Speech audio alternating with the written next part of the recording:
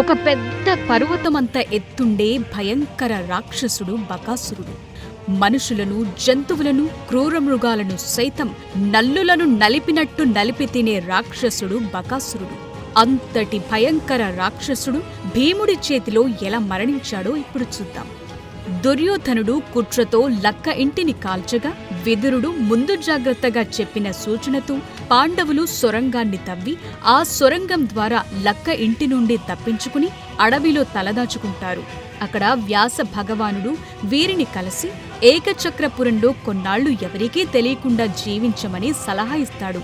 అప్పుడు పాండవులు తమ తల్లి కుంతితో సహా బ్రాహ్మణ వేషాలు ధరించి ఏకచక్రపురం చేరుకుంటారు. ఇప్పటి పశ్చిమ బెంగాల్ రాష్ట్రంలోని బుర్ద్వాన్ జిల్లాలోని దుర్గాపూర్ సమీపంలోని పాండవేశ్వర్ పట్టణమే ఒకప్పటి ఏకచక్రపురమని చెప్తారు.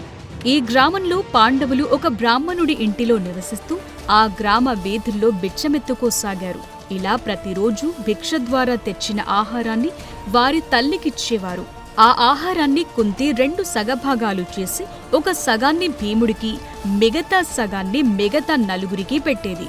భీముడు వాయుదేవుడికి పుట్టినవాడు, గొప్ప బలవంతుడు, ఆకలి ఎక్కువ కలిగినవాడు.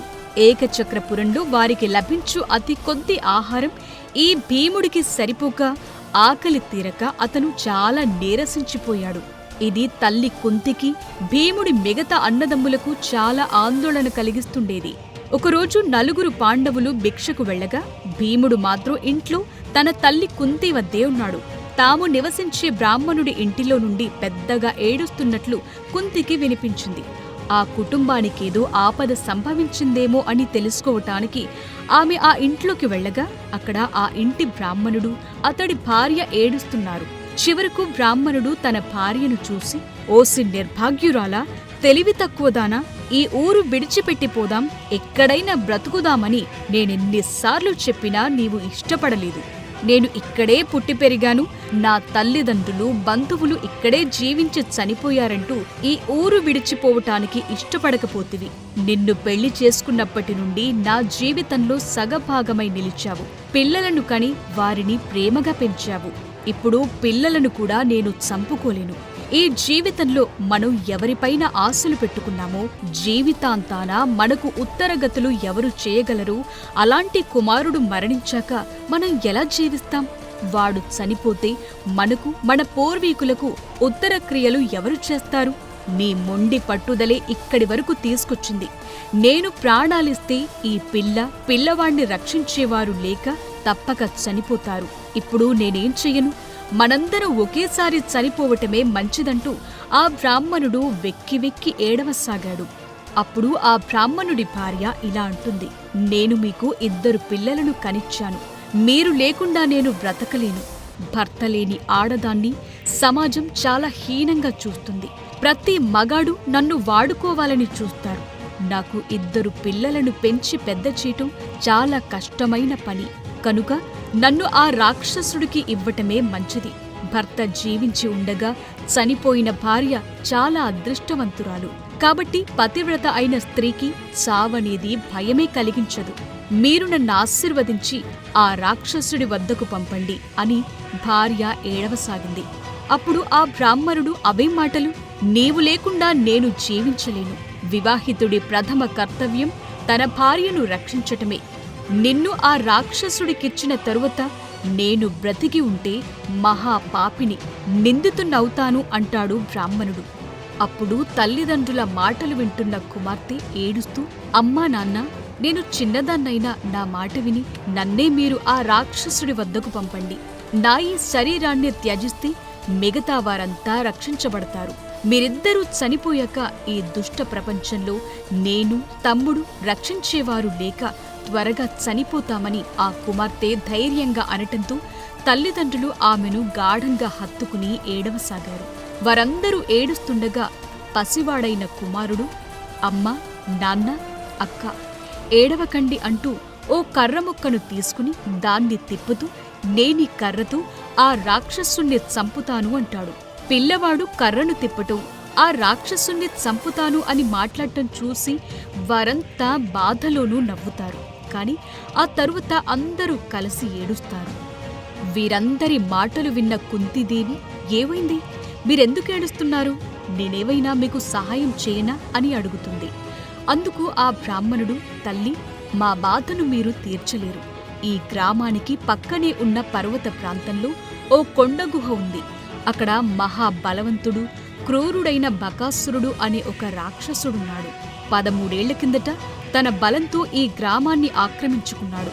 అప్పట్నుంచి మా గ్రామస్తులందరినీ క్రూర హింసల పాలు చేస్తున్నాడు. ఈ దేశరాజు మమ్మల్ని రక్షించలేక వేత్రకి అనే రాజ్యానికి పారిపోయాడు.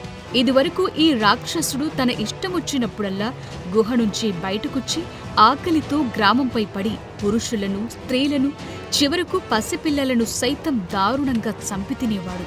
ఆ పరిస్థితుల్లో విచక్షణ లేకుండా ఎప్పుడు పడితే అప్పుడు మనుషులను చంపకుండా ఉండేలా ఒక పద్ధతి ప్రకారమే వారిని తినేలా ఒక ఒప్పందాన్ని ఈ గ్రామ ప్రజలు ఆ రాక్షసుడితో చేసుకున్నారు.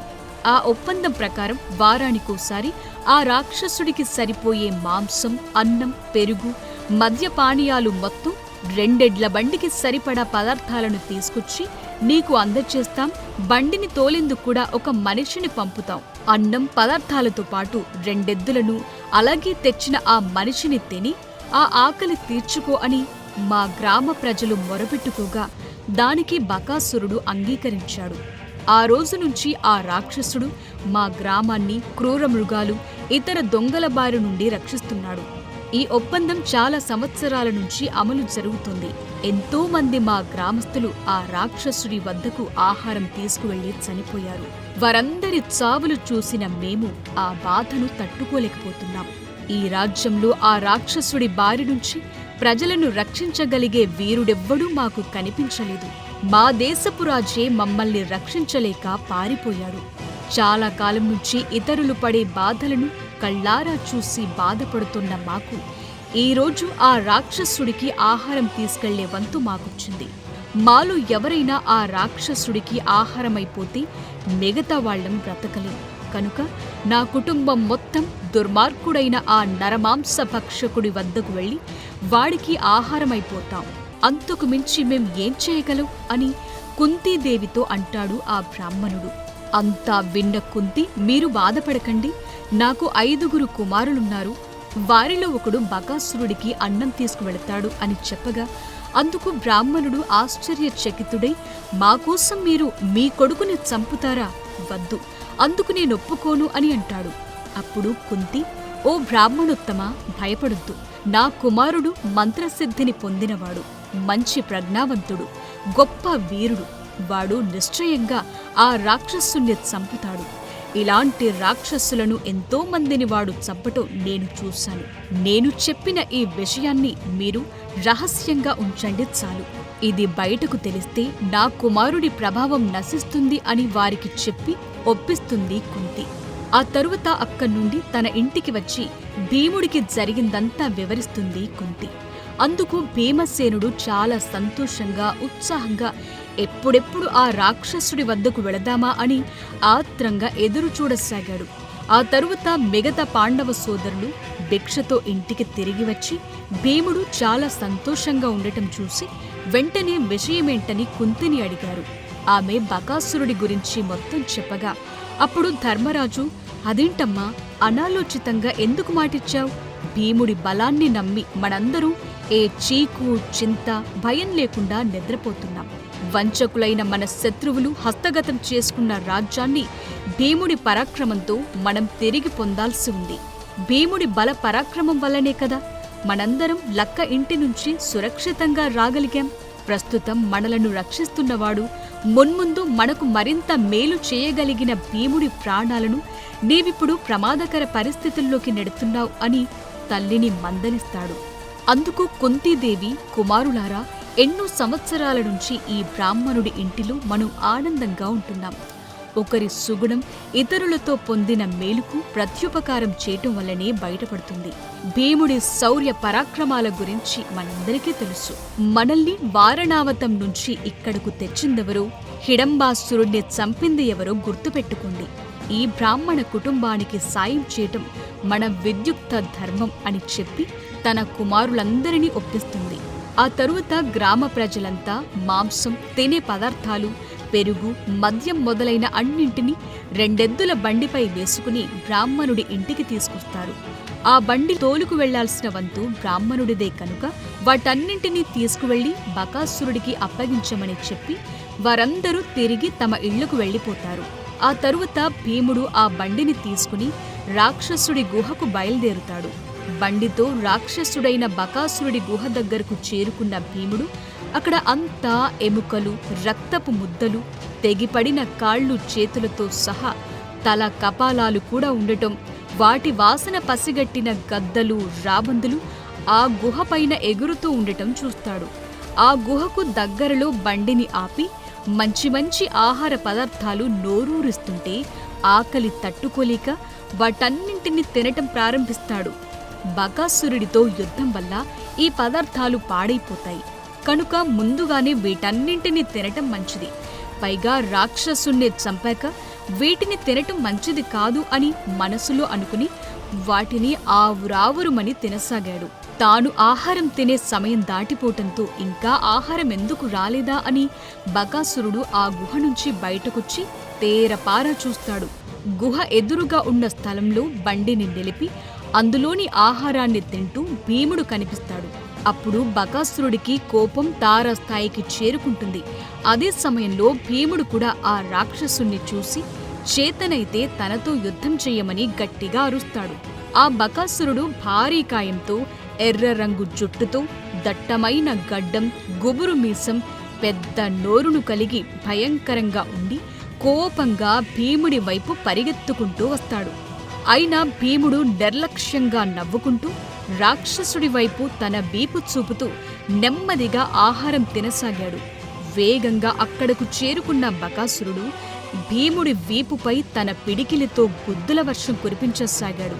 కాని భీముడు బకాసురుడి వైపు చూడకుండా ఆహారం తినసాగాడు.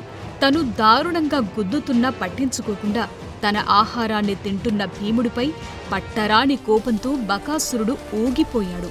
అక్కడే ఉన్న ఓ చెట్టును పెరికి భీముడిపై వేసినప్పటికీ అతడి వంక కనీసం చూడకుండా భీముడు ఆహారం తింటూ తన ఎడమ చేతితో ఆ చెట్టును పక్కకు నెట్టి అన్ని పాత్రల్లోని ఆహార పదార్థాలను ఖాళీ చేస్తాడు.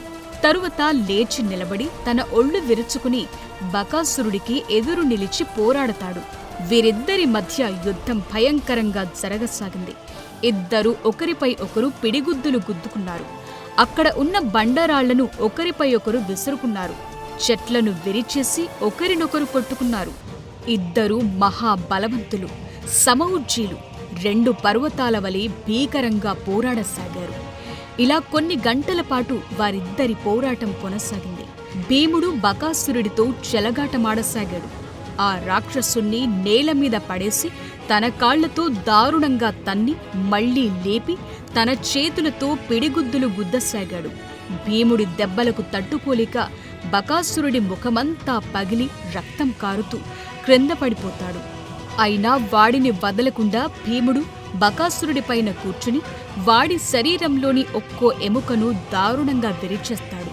దాంతో బకాసురుడు భయంకరంగా ఆర్తనాదం చేస్తూ రక్తం కక్కుకుని దారుణంగా చనిపోతాడు. ఆ తరువాత భీముడు బకాసురుడి కళేబరాన్ని ఏకచక్రపురం పొలిమేరల వరకు లాక్కుచ్చి అక్కడ పడేసి తన ఇంటికి తిరిగొచ్చి శుచిగా స్నానం చేసి బకాసురుణ్ణి చంపేసిన విషయం తన తల్లి కుంతీదేవికి పూసగుచ్చినట్టు చెప్తాడు. అందుకు సంతోషించిన కుంతీదేవి ఈ విషయాన్ని బ్రాహ్మణుడికి చెప్పి ఇక మీదట మీకు గాని మీ గ్రామస్తులకు గాని ఆ బకాసురుడి పీడ లేకుండా విరగడైందని చెప్తుంది. అందుకు సంతోషించిన బ్రాహ్మణుడు తన ఊరి గ్రామస్తులందరినీ వెంటబెట్టుకుని తీసుకువెళ్లి గ్రామ పొలిమేరలో ఉన్న బకాసురుడి భారీ కళేబరాన్ని చూపించి మన మొరవిన్న దేవతలు వచ్చి వాడిని చంపారని చెప్పగా ఆ రాక్షసుడు దారుణంగా చచ్చాడని చూసిన గ్రామ ప్రజలంతా సంతోషంతో సంబరాలు చేసుకుంటారు. బకాసురుడికి కిర్మీరా అనే సోదరుడు కూడా ఉన్నాడు. ఆ రాక్షసుడు కూడా తరువాతి కాలంలో భీముడి చేతిలోనే చనిపోతాడు. వీడి గురించి ఇంకో వీడియోలో తెలుసుకుందాం. అయితే బకాసురుడి మరణానికి సంబంధించిన మరొక కథనం కూడా ప్రచారంలో ఉంది. భీముడు, బకాసురుడు, కీచకుడు, జరాసంధుడు, దుర్యోధనుడు ఈ 5గురు ఒకే నక్షత్రంలో జన్మించారు. వీరి వీరి జాతకాల ప్రకారం వీరిలో ఎవరు ముందుగా మరొకరి చేతిలో హతమవుతారో మిగిలిన ముగ్గురు కూడా వారి చేతిలోనే మరణిస్తారు. ఈ క్రమంగా ఏకచక్రపురంలో బకాసురుడు ముందుగా భీముని చేతిలో చనిపోతాడు. దీంతో మిగిలిన ముగ్గురు కూడా భీముని చేతిలోనే మరణించవలసిన ఆవశ్యకత ఏర్పడింది. ఆ తరువాతి కాలంలో జరాసంధుడు, కీచకుడు, దుర్యోధనుడు కూడా భీముడి చేతిలోనే చనిపోతారు. ఇదంతా వారి విధి. విధిరాతను మార్చటం ఆ విధాత వల్ల కూడా కాదు. For more videos like this, subscribe Big TV channel.